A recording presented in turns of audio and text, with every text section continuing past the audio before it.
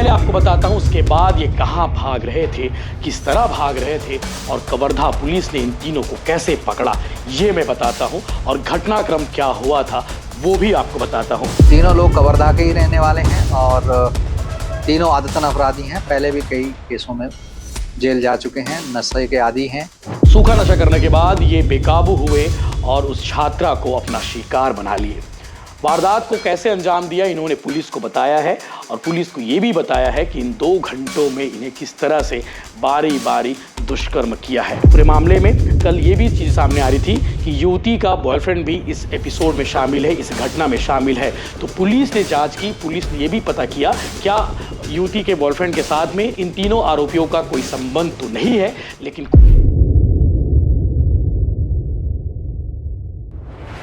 Kawardha police ने उन 3 दरिंदों को पकड़ लिया है जिन्होंने अपनी हैवानियत के लिए, अपनी हवस के लिए एक छात्रा को शिकार बनाया। मैं बात कर रहा हूं कवर्धा जिले में 3 दिन पहले जो घटना घटी थी, जो गैंगरेप की वारदात सामने आई थी। इस वारदात में शामिल उन तीनों दरिंदों को पुलिस ने 36 घंटे में पकड़ लिया है। तीनों के नाम पहले आपको बताता हूं, उसके बाद ये कहां भाग रहे थे, किस तरह भाग रहे थे और कवर्धा पुलिस ने इन तीनों को कैसे पकड़ा, ये मैं बताता हूं। और घटनाक्रम क्या हुआ था वो भी आपको बताता हूं। नसीम अहमद उर्फ छोटू, इसकी उम्र 25 साल है। जितेंद्र खरे ये 22 साल का है और मोहम्मद सरफराज उर्फ सफ़ू ये 21 साल का है। तीनों आदतन अपराधी हैं, तीनों बदमाश हैं। ये कई बार जेल जा चुके हैं, इनके खिलाफ में कई अलग अलग थानों में मामला पंजीबद्ध है।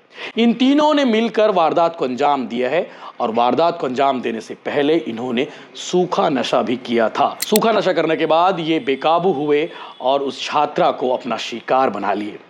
वारदात को कैसे अंजाम दिया इन्होंने पुलिस को बताया है और पुलिस को ये भी बताया है कि इन 2 घंटों में इन्हें किस तरह से बारी बारी दुष्कर्म किया है।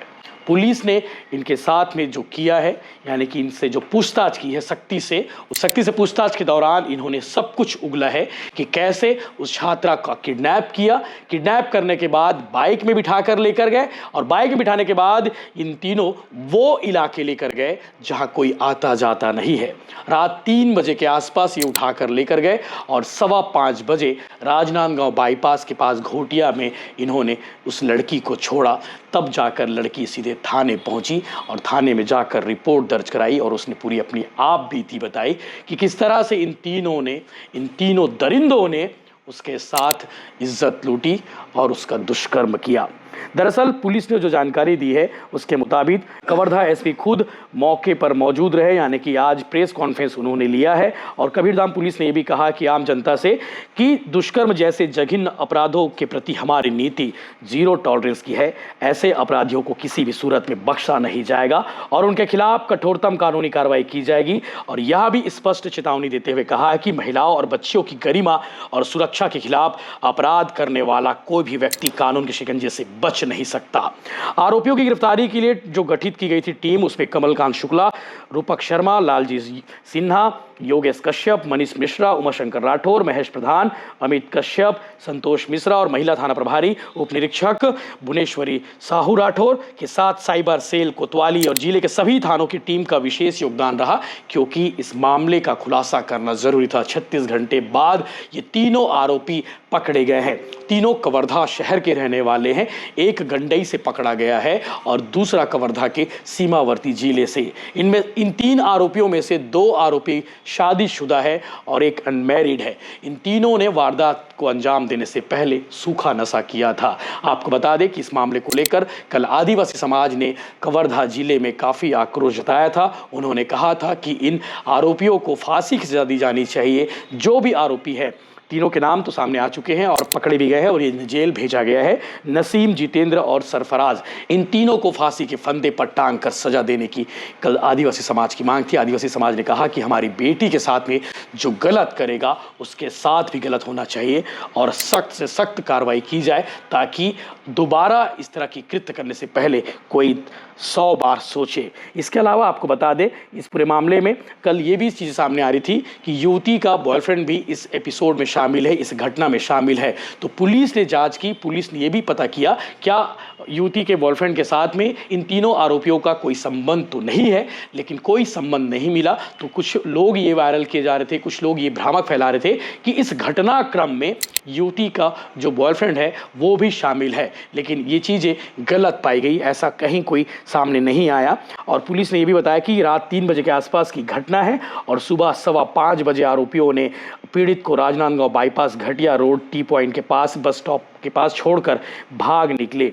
और पुलिस ने इस मामले के लिए अलग अलग टीम बनाई थी और हर टीम में डीएसपी लेवल के अधिकारियों को ड्यूटी पर तैनात किया गया था। एडिशनल एसपी खुद इसकी मॉनिटरिंग कर रहे थे और एसपी कवर्धा खुद इसकी पल पल की रिपोर्ट ले रहे थे, पूछ रहे थे कि आरोपी पकड़े गए कि नहीं और किस तरह से पकड़ना है, इसकी मॉनिटरिंग करते रहे। आगे आप प्रेस कॉन्फ्रेंस के थ्रू सुनेंगे एसपी कवर्धा ने क्या कुछ जानकारी दी है इस पूरे घटनाक्रम को लेकर, लेकिन आपको शॉर्ट में रिकॉल करते हैं। दरअसल युवती कॉलेज की छात्रा है और अपने दोस्त के यहाँ कवर्धा में ठहरी हुई थी। इन दोनों के बीच में विवाद हुआ और रात 3 बजे युवती अपने रूम से बाहर निकलती है और बस स्टैंड की ओर जाने लगती है। तभी ये तीनों बदमाश वहां पहुंचे और युवती को अपनी बाइक पर बिठाकर उस इलाके में लेकर गए जहां कोई आता जाता नहीं है और उसके बाद इन्होंने 2 घंटे तक युवती के साथ दुष्कर्म किया बारी बारी और 5:15 बजे राजनांदगांव बाईपास पर छोड़कर ये तीनों भाग निकले। शहर छोड़ने की तैयारी थी, लेकिन कवर्धा पुलिस के पास पहले से जो इनपुट मिल गए थे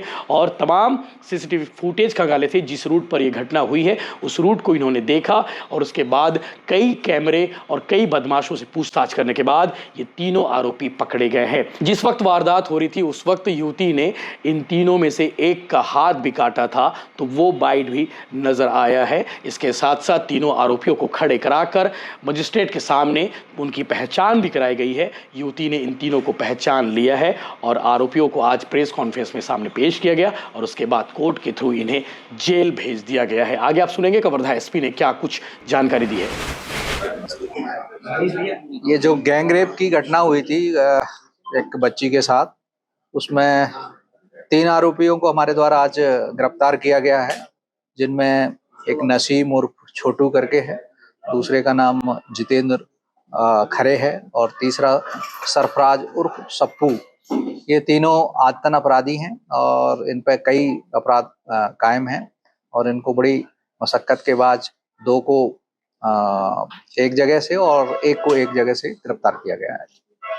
कहाँ के रहने वाले लोग हैं? ये तीनों लोग कवर्धा के ही रहने वाले हैं और तीनों आदतन अपराधी हैं। पहले भी कई केसों में जेल जा चुके हैं, नशे के आदी हैं, सलोचन वगैरह सूंघते हैं और इनका कहना है कि ये एक उसमें सलोचन के दुकान से इन्होंने सलोचन चुराया और सलोचन सूंघ के रास्ते में वो लड़की अकेली बैठी देखी तो इन्होंने उस लड़की को उठाया वहां से और गाड़ी में बिठाया, गाड़ी में बिठा के एक सुनसान जगह पे अटल आवास की तरफ ले गए, जहाँ बारी बारी से इन्होंने दुष्कर्म उसके साथ किया। इस प्रकार के अपराध में पूर्व में संलिप्त रहे? पूर्व में ये चोरियों के अपराध हैं इनके, वो चोरियों में और मारपीट के अपराधों में शामिल रहे। तीन के अलावा और कोई लोग थे? 3 के अलावा कोई और नहीं थे। ये तीनों ही उस लड़की को अपनी मोटरसाइकिल पर बिठा के ले गए थे और वहाँ उनके साथ दुष्कर्म किया।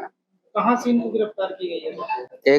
2 को बैरियर चिल्पी की से किया है और एक को ये गंडई के पास में नर्मदा जगह है, वहां से गिरफ्तार किया है। ये भागने के फिराक? हाँ, भाग रहे थे, भागते समय ही ये पकड़े गए हैं।